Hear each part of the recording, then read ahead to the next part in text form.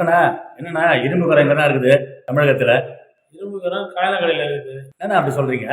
ஆமா, இன்னைக்கு இருக்கிற தமிழ்நாட்டோட நிலைமை பார்த்தீங்கன்னா, ஆ, இரும்பு கரம் கொண்டு உடைப்பு ஒடுக்குவேன்னு சொன்ன மொத்த இரும்பு கரமும் பார்த்தா காயலங்கடையில் வந்து விலை பேசிட்டு இருக்குது. ஆமாண்ணா, இன்னைக்கு நாங்குநேரில் கூட ஒரு சம்பவம் இருக்குது. ஆமா, நேற்று வந்து நியூஸ் வந்து இந்த செய்தி வந்து தான் இருக்குது. நாங்குநேரியில போற வரவங்களாம் வெட்டிக்கிறானுங்க இந்த கெஞ்சா ஆசாமி, போத ஆசாமிகள். அதாவது அப்பாவி மக்களை காலனி உள்ள பூந்து போற வரவங்களாம் வெட்டிக்கிறானுங்க. அதுல 6 பேர் வெட்டிக்கிறானுங்க. 2 பேர் வந்து கவலைக்கிடம் காலின்னு சொல்லி நினைக்கிறேன். இப்படிப்பட்ட ஆட்சி தமிழகத்தில் நடந்து கொண்டு இருக்கிறது. இத்தனைக்கு அங்கே வந்து காங்கிரஸ் எம்பியும் எம்எல்ஏவும் தான் இருக்கிறாங்க. ஆக இந்த முதலமைச்சருக்கு இது தெரியுமா தெரியாதான்னு தெரியல. முதலமைச்சருக்கு இருக்கிற இன்னைக்கு முக்கியமான நிகழ்வுன்னா, நாட்டுடைய சட்டம் ஒழுங்கும் தமிழ்நாட்டில் இருக்கிற சட்டம் ஒழுங்கு பிரச்சனை அவருக்கு வந்து ஒரு பொருட்டாவே தெரியல. ம் நம்ம எத்தனை சீட்டு எங்கே வாங்குவோம், எப்படி எலெக்ஷன் நிற்போம், காங்கிரஸ் எப்படி சரி கட்டுவோம், தோத்துருமான்ற ஒரு பயம். அந்த பயத்தில் அவர் சும்மா சுற்றி அரசியல் கட்சிகளுக்கு கூட்டணி கட்சிகளுக்கு பதில் சொல்ற நிலைமை இருக்கிற நாட்டில் வந்து சட்டம் ஒழுங்கு தமிழ்நாடு அரசு திமுக அரசாங்கம் தான் பார்த்தாகணும். ஆனால் இதில் அந்த நாங்குநேரி சம்பவத்தில் என்ன முக்கியமான கோரிக்கை மக்கள் வைக்கிறாங்கன்னா, நாங்கள் வந்து நின்று இருந்தோம், டீ குடிச்சுன்னு இருந்தோம், எங்களை போகிற மாதிரிலாம் வந்து ஒரு 6 பேர் மாஸ்க் போட்டுக்கின்னு வெட்டி இருக்கிறாங்க. பக்கத்தில் ஒரு ஒயின் ஷாப் இருக்குது, அது பக்கத்தில் காலனி பட்டினத்தை சேர்ந்தவங்க தான்.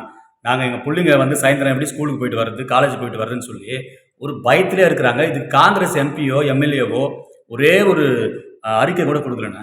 இவருங்க தமிழ்நாட்டில் வந்து நாங்குநேரி இல்லை, சென்னையிலேருந்து கன்னியாகுமரி வரைக்கும் சட்டம் ஒழுங்கு சரியில்லைன்னு சொல்லிட்டு பல வருஷமாக வந்து எல்லா மக்களும் புலம்பிட்டு தான் இருக்கிறாங்க. எல்லா மக்களும் வந்து நாட்டில் சட்டம் ஒழுங்கு இல்லை, தமிழ்நாட்டில் வந்து சட்டம் ஒழுங்கு சரியில்லைன்னு சொல்லி இன்னைக்கு வர பேச்சு இல்லை. நாங்குநேரி பிரச்சனை வர பிரச்சனை கிடையாது. சென்னையிலேருந்து கன்னியாகுமரி வரைக்கும் முழுக்க பிரச்சனை தான். ஆனால் நீங்கள் எப்படி சொல்கிறீங்க? தமிழக முதலமைச்சர் வந்து இந்தியாவிலேயே சட்டம் ஒழுங்குக்கு முதல் இருப்பிடம் வந்து தமிழகம் தான் சொல்லி மூச்சு வெட்கப்படாங்க. என்னங்க நீங்க என்ன மக்கள் நிம்மதியாக வாழ முடியல, உயிருக்கு பயந்து வாழறாங்க. நீ போய் என்ன சட்டமன்றத்தில் என்ன சீட்டு வரணும், எத்தனை சீட்டு காங்கிரஸ் எலெக்ஷன் பேச்சுவார்த்தை நடத்திட்டு இருக்கிறாரு. மக்கள் இந்த நாட்டில் இருக்கிற தமிழ்நாட்டில் இருக்கிற மக்கள், சாதாரண மக்கள், தலித் மக்கள், மாணவர்கள், மாணவிகள், சாதாரண பெண்கள் வந்து சாதாரண மக்கள் உயிரோட வாழ முடியல, பாதுகாப்பு இல்லை. இதை பார்க்கறத விட்டு அங்கே போய் நீ பேசிட்டு இருக்கிறன்னா உங்களுடைய எண்ணம் என்னவா இருக்குதுன்னா எலெக்ஷன்ல ஜெயிக்கணும், அடுத்த எலெக்ஷன்ல ஜெயிக்கணும். அப்போ ஜெயிப்பாரா? கண்டிப்பா இந்த எலெக்ஷன்ல ஜெயிப்பார். அதை பற்றி உங்களுக்கு நோக்கண்டாங்க. நீங்க அடுத்த எலெக்ஷன் டேட் அறிவிக்கிற வரைக்கும் நீங்க தான் இந்த நாட்டுடைய முதல்வர். ஆமா, எல்லா கட்சியும் நீ தான் முதல்வர். ஆமா, நாளைக்கோ இல்லை ஒரு 10 நாள் பொறுத்த ஒரு தேதி அறிவிக்கிறோம். அந்த தேதி அறிவிச்ச நாளைக்கு ஒரு நிமிஷத்துக்கு முன்னாடி நீங்க தான் நாட்டுடைய முதல்வர். நீங்க என்ன பண்றீங்க? நீங்க நாங்குநேரில் செத்தா எனக்குன்னா இங்க இருக்கிற நாகர்கோயில செத்தானா என்ன நினைப்பு உங்களுக்கு? எலெக்ஷன் தேதி ஒன்றும் எலெக்ஷன் கமிஷன் அறிவிக்கல. எல்லாத்தையும் விட்டு அங்க போய் கொஞ்சம் குலவி காங்கிரஸோட இருக்கிற கூட்டணி கட்சியோட பேசுகிறீங்க.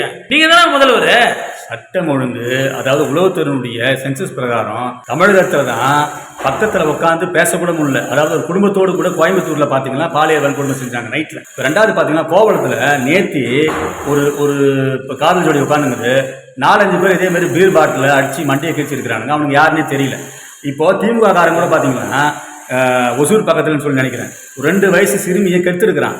அப்போ சட்டங்களுக்கு போய் கொண்டு இருக்கிறது. மக்களுக்கு காவல்துறை மீதோ அரசாங்கத்தின் மீதோ எந்த விதமான பயமும் இல்லாம போயிடுச்சுங்க. இந்த காவல்துறை அமைச்சர் யாருங்க? சட்ட ஒழுங்கை பாதுகாக்க வேண்டிய காவல்துறை அமைச்சர் திரு மு.க. ஸ்டாலின் அவர்கள். ஆமா, அது இதெல்லாம் பின்னாடி புனைப்பெயர்னு ஒரு 6 பேர் சொல்லிட்டோமா? ராஜாதி ராஜா மாத்தாண்ட ராஜா கழுத்தவங்க சொல்லவா? இதெல்லாம் வச்சு இணைக்கப்படுது. நம்ம மக்கள் பாதுகாப்பா இல்லைங்க. நீங்க வடிவேல் மாதிரி சொல்றீங்க அவரப்பா. ஆமா, இணைக்கப்படுது. உங்களுக்கு இவன் வர மொத்த அமைச்சரும் மாசுபடி வர்றாரு, கேன் வர்றாரு, எல்லாம் ஊழல்ல எஸ்ஆர் எல்லாம் ஊழல் வழக்குகளை சம்பந்தம் அமைச்சரை கூப்பிட்டு மக்களுடைய நிலைமையில கேட்டா ராஜாதி ராஜ மாத்தாண்ட ராஜ குலத்தங்க ராஜராவே கிருஷ்ணன் புகழ்ச்சி பாட்டுக்கிறீங்க. சரி, சட்டம் ஒழுங்கு சரியில்லைங்க. சரி, அதை விடுங்கண்ணா. ஒவ்வொரு விஷயத்துக்கும் பட்டியலத்தை சேர்ந்தவர்கள் பாதிக்கப்படுகிறார்கள். அண்ணன் திருமாவளவன் மட்டும் போயிட்டு சும்மா போட்டோ எடுத்து ஃபுட்டேஜோட போட்டு வந்துடுறாரு. கேட்டா காசாவுக்கும் இஸ்ரேலுக்கும். திருமாவளவன் எதற்காக விடுதலை சிறுத்தை என்ற கட்சி ஆரம்பித்தாரோ, விடுதலை சிறுத்தை என்ற முன்னாள் இயக்கத்தை ஆரம்பிச்சாரோ, அந்த பாதையில இருந்து அவர் எப்பயோ மாறிட்டாருங்க. ஆமா, என்னைக்கு அவருக்கு அந்த நெருக்கடி வந்து தெரியல. அவங்க கையில ஏதோ ஒரு சம்திங் அவருக்கான ஒரு பொம்மலாட்டம் மாதிரி அவர்கிட்ட கீ இருக்குதுங்க. அவர் பட்டியலின மக்கள், நானும் பட்டியலின மக்கள் வெளியால கிடையாது. நானும் வந்து கிறிஸ்துவ பட்டியலின மக்கத்தை சேர்ந்தவன் தான். நானும் ஒரு உண்மையான சரி ஒரு தலைவர் வந்திருக்காரு நினைக்கிறதா செய்யறேன். ஆனா திமுக அப்படி சொன்ன உடனே அவருடைய தொடர் நடுங்குது, கை நடுங்குது. அவங்க என்ன சொல்றாங்க அதை சொல்றாங்க போது உங்களுக்காக எவ்வளவு மக்கள் வந்து எதிர்பார்த்துட்டு இருப்பாங்கன்னா செய்ய எதிர்பார்த்துட்டு இருப்பாங்க. திமுகவுக்கு வந்து அடிப்படை வார்த்தைகளை நீங்க வாழ்க்கை செய்தீர்கள் கொண்டு அவங்களுக்கு அடிப்பணிஞ்சு அவங்களுக்கு செய்ய வேண்டிய அடிப்படை வேலைலாம் செய்தீங்கன்னா இதனால நாட்டு மக்களுக்கு என்ன? தமிழ்நாட்டில் இருக்கிற தலித் மக்களுங்க பாதுகாப்பு. இப்போ இந்த நிகழ்ச்சி நாங்கள் நிகழ்ச்சியோட பார்த்தா தலித் மக்கள் ஏங்க அவங்களும் வந்து மிகப்பெரிய ஒரு சக்தியாக நினைக்கிறாங்க. இதனால் ஒரு உண்மையாங்க நம்ம விரும்பினாலும் சரி திரும்பினாலும் ஒரு ஐக்கியம் ஏற்படுத்திட்டாரு தலித் மக்களால் தலைவர் சொல்லிட்டு ஒரு ஐக்கியம். ஏங்க மனசாட்சியை தொட்டு வேலை செய்யுங்க. என்னங்க நீங்க செய்யுங்க? நீங்க உங்களை இவ்வளவு பேர் நம்மளுக்கு நம்பிட்டு இருக்கிறாங்க. நீங்க போய் கோபாலபுரத்துல கொத்தமல்லி வேலை பார்த்துக்கிறீங்க. இது வேலையாக இது உங்களுக்கு குறிப்பா சொல்ல போனா செல்வம் மருந்தவைய தமிழகத்தினுடைய இந்த 4 அந்த ரூம்லயே சேர்க்க மாட்டாங்க. 2வது இப்போ டெல்லியிலயும் கூட செல்வம் மருந்து சேர்க்க மாட்டாங்க. ஆனா தமிழகத்துல பட்டியலின மக்களாகிய ஒரு காங்கிரஸ் தலைவருக்கே மதிப்பு இல்லை. அப்புறம் எப்படி வந்து நாட்டு மக்களுக்கு மதிப்பு இருக்கும்? ஒரு விஷயம் தெரியுங்க, இவ்வளவு தலித் மக்கள் மேல பயங்கர அக்கிரமம் மாதிரி இந்த நாட்டுல சமூக நிதி சம்சாக்குள்ள ரொட்டின்னு பேசிருப்பாங்க பாத்தீங்களா? இவன் எந்த காலத்துல சமூக நிதிக்கு என்னங்க தலித் மக்கள் சமூக நிதி என்னங்க? தாழ்த்தப்பட்ட மக்கள் சாதாரண மக்களுக்கு சம உரிமை கொடுக்கறது தான் சமூக நீதி. பெரியார் சொன்னாரு, அண்ணா சொன்னாரு சொல்லிட்டே தான் இருப்பீங்க. எப்ப நீங்க கொடுத்துக்கிறீங்க? உங்களுடைய கட்சியில என்ன திமுக என்னைக்கு வந்து சமூக நீதி நீங்க நிலையாட்டுக்கிறீங்க? என்னைக்கு ஒரு சமூக தாழ்த்தப்பட்ட ஒரு தலித் மக்களுக்கு உரிமை கொடுத்துருக்கீங்க? என்ன பண்ணி எதுவுமே பண்ணது கிடையாது. ஆனா உங்களுடைய பேசுறதுனா அப்படியே வாயில பேசி பேசி பேசி இங்க பாருங்க, திமுகவுக்கு ஒரே ஒரு இன்வெஸ்ட்மெண்ட் தாங்களா, வாயில வடை சொல்றதுதான். இவங்க வந்து மத்திய அரசு மற்ற கட்சிகளை பத்தி பேசினாங்க. திமுகவுக்கு இருக்கின்ற ஒரே ஒரு மிகப்பெரிய ஆயுதம் வாயில வடை சுட்டு கோடி கோடியா கொள்ளடிச்சு ஏழை மக்கள், பாடை மக்கள், தலித் மக்களை ஏமாத்துறது தான் மிகப்பெரிய அவங்களுடைய குறிக்கோளா இருக்குதுங்க. இதுல திருமாவளவன் போன்ற பல மக்கள் பலிகடாக்குறாங்க. இதுல தயவு செய்து நம்ம சொல்லணும் திருமாவளவன்கிட்ட, நீங்க தலித் மக்கள் வந்து மதம் பார்த்தீங்கன்னா ஒரு கிரிப்டோ கிறிஸ்டியன்ஸ் கூட சொல்லுவாங்க, கிறிஸ்துவ மக்கள் சொல்லுவாங்க, கிறிஸ்துவ மக்கள் இருக்கிறாங்க, இஸ்லாமிய மக்கள் இருக்கிறாங்க, எல்லாருமே. ஆனா அவங்க வந்தது பாத்தீங்கன்னா ஒரு தலித் சமுதாயத்துல தான். தயவு செய்து தலித் மக்கள் பேரை வச்சு நீங்க கல்லா கட்டதெல்லாம் போதும்.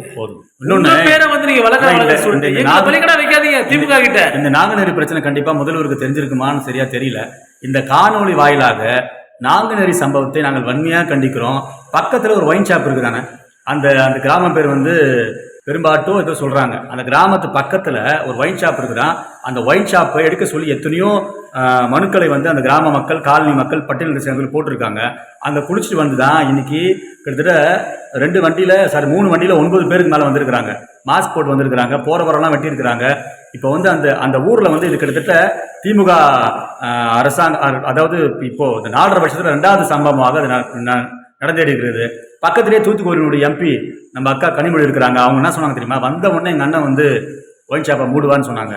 அதுதான் மக்கள் வந்து பிரதான கோரிக்கையா ஏற்று இன்றைக்கு சமூக வலைத்தளத்திலேயோ மக்களுடைய பிரதான நெஞ்சிலேயோ இன்றைக்கு பதியப்பட்டு பேசிக் கொண்டிருக்கிறது. ஆகவே தமிழக முதலமைச்சர் அவர்களை இரும்பு கரத்தை கைலாங்கரில் போட்டிருந்தா கூட திரும்பி நீங்க டபுளா வந்து ரேட்டு கொடுத்து வாங்கி நாங்குநேரில் போயிட்டு அந்த இரும்பு கரத்தை போட்டுக்கின்னு யாரெல்லாம் வெட்டினானுங்களோ தயவுசெய்து அடிங்க. இல்லைன்னா உங்க டோப்பாவை தயவுசெய்து அவுத்துட்டு உண்மையான முகரூபத்தோடு கூட வாங்க.